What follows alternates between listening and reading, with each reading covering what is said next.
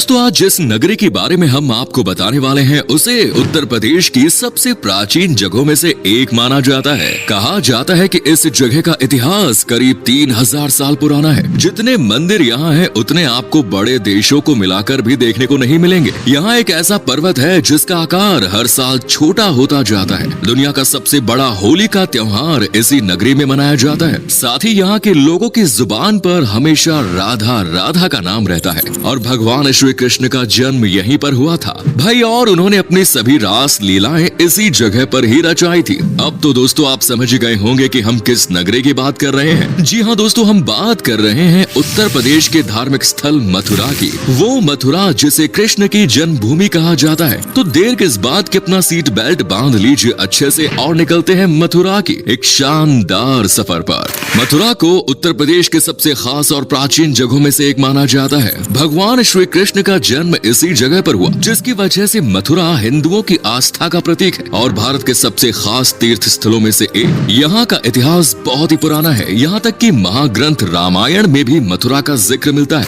ये शहर करीब 3000 साल पुराना बताया जाता है। आज जिस मथुरा को आप लोग इस नाम से जानते हैं, सालों पहले इसे कई और नामों से भी जाना जाता था, जैसे शूरसेन नगरी, मधुपुरी, मधु नगरी। ऐसा भी माना जाता है कि भगवान राम के सबसे छोटे भाई शत्रुघ्न ने लवणासुर नाम के एक राक्षस को मारा और इस जगह को हासिल किया। घने जंगल होने के कारण ये स्थान मधुवन के बाद में मधुपुरा और आखिर में मथुरा के नाम से जाना गया। प्राचीन काल में ये शूरसेन देश की राजधानी थी। मथुरा नगरी 39 वर्ग किलोमीटर के एरिया में फैली हुई है, जबकि शहर में रहने वाले लोगों की कुल पॉपुलेशन 5 लाख के करीब है। मथुरा के आसपास बसे स्थानों में गोकुल, वृंदावन, ब्रिजमंडल, गोवर्धन पर्वत, बरसाना, नंदगांव सबसे ज्यादा पॉपुलर है। यहाँ आने वाले लोग मथुरा के साथ इन जगहों पर जरूर आते हैं। दोस्तों मथुरा के हर कोने में मंदिर मिलेगा और ये भारत के उन धार्मिक स्थलों में से एक है जहाँ का हर एक मंदिर खास है। मथुरा की भाषा ब्रज भाषा है, जो कि बहुत ही मीठी भाषा है। शायद आपको पता ना हो कि ब्रज भाषा ही श्री कृष्ण जी बोलते थे।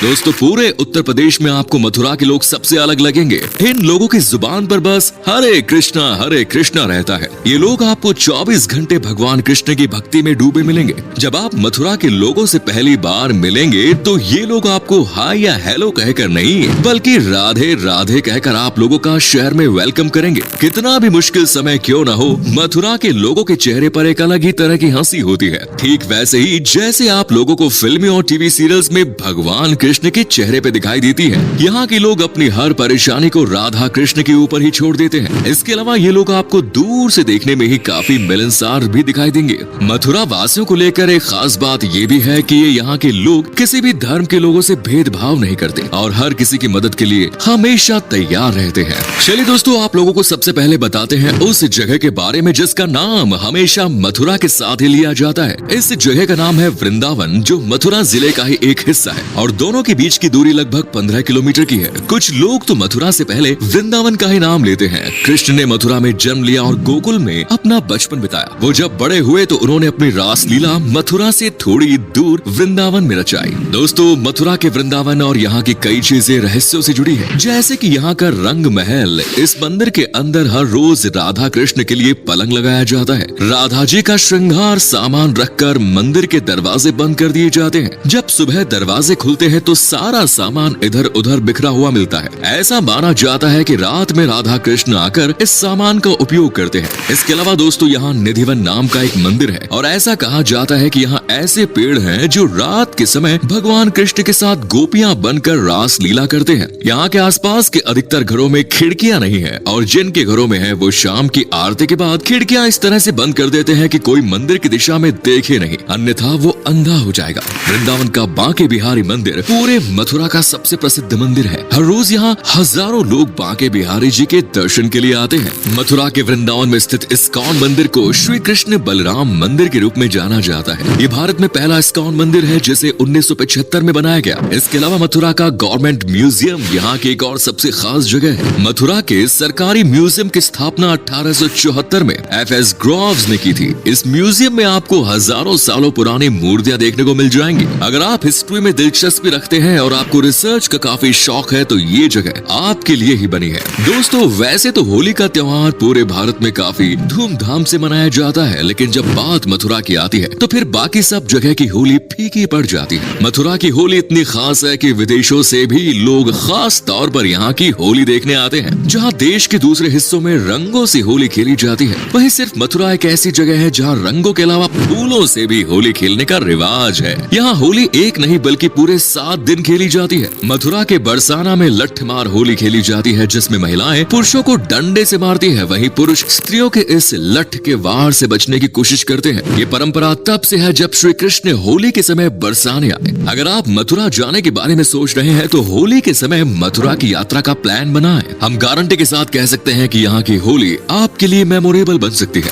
मथुरा में श्री कृष्ण जन्मभूमि के नाम से एक काफी प्रसिद्ध मंदिर है, जिसको श्री कृष्ण जन्मभूमि मंदिर के नाम से भी जाना जाता है। ये उस स्थान पर स्थित है जहाँ भगवान कृष्ण के माता पिता देवकी और वासुदेव को कैद करके रखा गया। इसी जगह पर भगवान श्री कृष्ण का जन्म हुआ था। हर साल लाखों भक्त इस मंदिर के दर्शन करने आते हैं। दोस्तों, जैसे अयोध्या में राम मंदिर को लेकर कई सालों तक विवाद चलता रहा, ठीक वैसे ही श्री कृष्ण जन्मभूमि को लेकर भी काफी विवाद होता रहता है। कहा जाता है कि 1017 ईस्वी में गजनी ने इस मंदिर को तोड़ दिया था। उसके बाद कई राजाओं ने इस मंदिर का निर्माण कराया, लेकिन मुगलों ने हर बार इस मंदिर को तोड़ दिया। फिलहाल इस मंदिर के साथ एक मस्जिद भी बनी हुई है। दोस्तों, मथुरा में एक ऐसा पहाड़ है जिसे इस जगह का अट्रैक्शन ऑफ पॉइंट भी कहा जाता है। ये कोई आम पर्वत नहीं है। इस पर्वत को खुद भगवान कृष्ण ने 6 महीनों तक अपनी उंगली पर उठाए रखा। अब तो आप समझ गए होंगे कि हम किस पर्वत की बात कर रहे हैं। दोस्तों, इसे गोवर्धन पर्वत के नाम से जाना जाता है। ऐसा माना जाता है कि एक बार भगवान इंद्र ने गुस्से में मथुरा में बारिश शुरू कर दी। तब कृष्ण ने अपनी सबसे छोटी उंगली पर गोवर्धन पर्वत को उठाए रखा